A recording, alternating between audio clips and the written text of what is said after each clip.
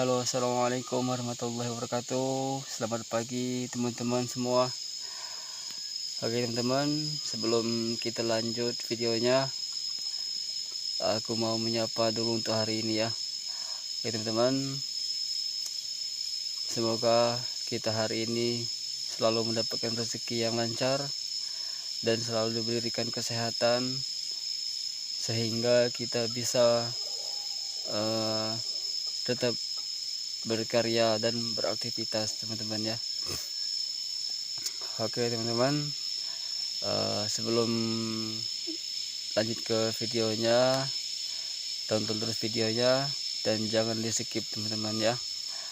Kali ini aku mau berbagi tentang pengalaman cara pemupukan yang benar teman-teman ya.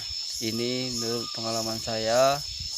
Memang saya masih pemula, tapi tidak salahnya kalau kita itu mau berbagi pengalaman, walaupun pengalaman itu tidak seberapa teman-teman ya. Oke teman-teman, kita lanjut saja ke videonya. Oke, langsung let's go. Oke baiklah teman-teman, sebelum kita lanjut videonya, kita mau membersihkan tapak piringannya terlebih dahulu supaya kita lebih enak melakukan pemupukannya teman-teman. Jangan di skip dulu videonya, tonton sampai selesai dulu, dan semoga video ini bermanfaat untuk petani sawit pemula yang seperti saya teman-teman. Oke teman-teman, sekarang sudah selesai membersihkan tapak piringannya, sudah bisa melakukan cara pemupukannya teman-teman ya. Oke teman-teman, langsung saja kita ke pembahasan cara pemupukannya untuk sawit pemula ataupun sawit masih TBM teman-teman ya, tanaman belum menghasilkan. Oke teman-teman, jadi gini teman-teman ya, cara melakukan pemupukan yang baik menurut saya, ini pengalaman saya teman-teman ya, tapi saya mau berbagi cara-cara pemupukan yang benar teman-teman ya, karena ini di lahan pribadi saya teman-teman. Jadi saya mau berbagi pengalaman cara pemupukan yang baik dan benar teman-teman. Oke, bagaimana bang cara melakukan pemupukan yang baik dan benar itu bang? Oke, sekarang kita jawab teman-teman ya. Cara melakukan pemupukan untuk sawit yang masih masa TBM seperti ini, kita cara melakukan pemupukan pertama-tamanya kita harus membuatkan lubang seperti ini, itu dikelilingkan di bawah pohon sawitnya teman-teman ya. Nah nanti kalau sudah keliling seperti ini, nah dia kalau udah seperti ini semua teman-teman ya,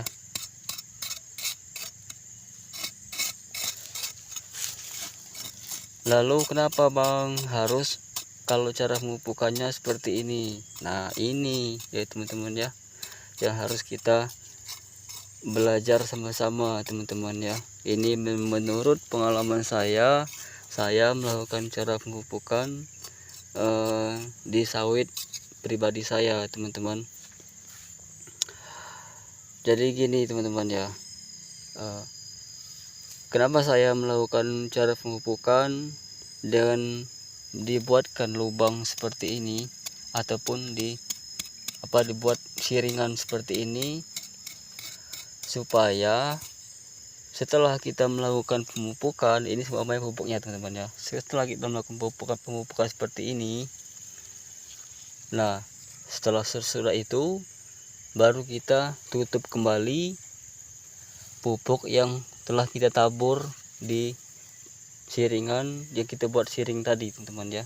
Nah, lantas kenapa Bang harus ditimbun seperti ini? Nah, oke, kali ini kita dijelaskan dengan detail teman-teman ya. Jadi gini teman-teman ya, kenapa saya selalu melakukan pemupukan seperti ini? Yang pertama, kalau kita melakukan pemupukannya itu dibuat siringan dulu seperti ini. Nah, buat piringan dulu seperti ini, baru kita amukan pupuknya terlebih dahulu, supaya pupuknya itu bisa terserap dengan sempurna oleh akar sawitnya teman-teman ya. Jadi gitu. Jadi kalau kita mau memupukkan seperti ini, kenapa Bang nggak boleh cara memupukkan seperti ini? Ataupun memang cepat teman-teman ya melakukan pemupukan seperti ini, diambur-ambur saja seperti ini. Nah ya teman-teman ya, memang cepat seperti ini teman-teman. Tapi perlu kita ketahui teman-teman, harga pupuk sekarang kan teman-teman tahu sendiri harganya berapa sekarang. Jadi sangat disayangkan bila cara pemupukan kita yang masih melakukan seperti ini teman-teman. Jadi setelah kita melakukan pemupukannya secara tabur seperti ini, yang pertama dia memang cepat.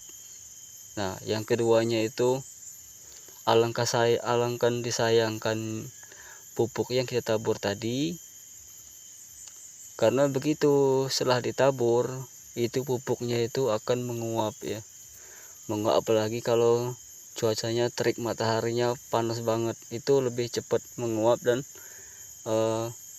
jadi zat pupuk itu tidak terserap sepenuhnya oleh akar sawit kita tadi teman-teman ya. Jadi betapa ruginya kalau kita melakukan pemupukan dengan asal-asalan teman-teman ya. Jadi di sini kita sama-sama belajar teman-teman. Saya juga masih belajar masalahnya. Saya juga masih melakukan penanaman pokok sawit yang masih TBM banget seperti ini teman-teman. Nah jadi seperti itu waktu saya menanam, dan sekarang sawitnya alhamdulillah sekarang sudah besar seperti ini teman-teman ya. Nah jadi begitu cara pemupukannya teman-teman ya. Lalu kenapa Bang harus agak lumayan jauh sama bonggol sawitnya pada saat kita menanam, saat kita melakukan pemupukannya? Karena kalau kita melakukan cara pemupukannya terlalu dekat sama pokok sawit yang ini kan pokok sawitnya masih kecil teman-teman ya. Jadi kalau kita itu melakukan pemupukannya dekat banget sama bonggolnya, takutnya nanti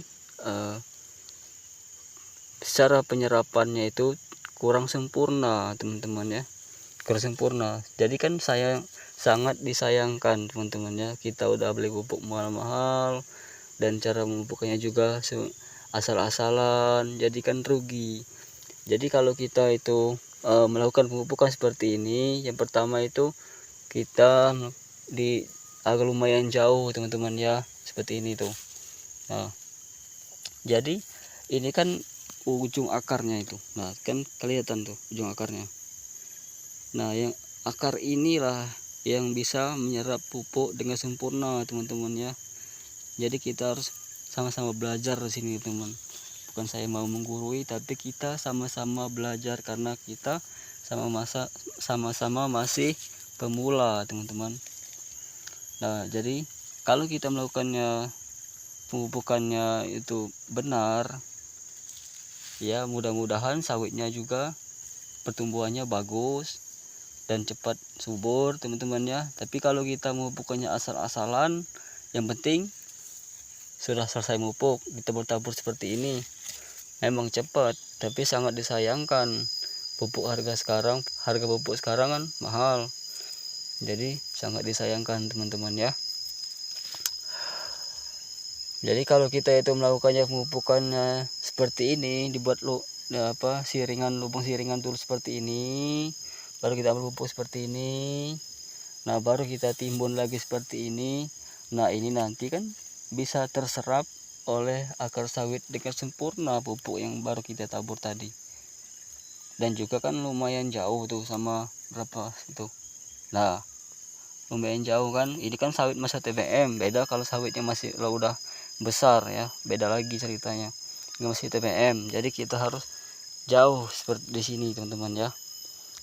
Jangan di sini tapi di sini teman-teman, tempat kita melakukan menaburkan pupuknya.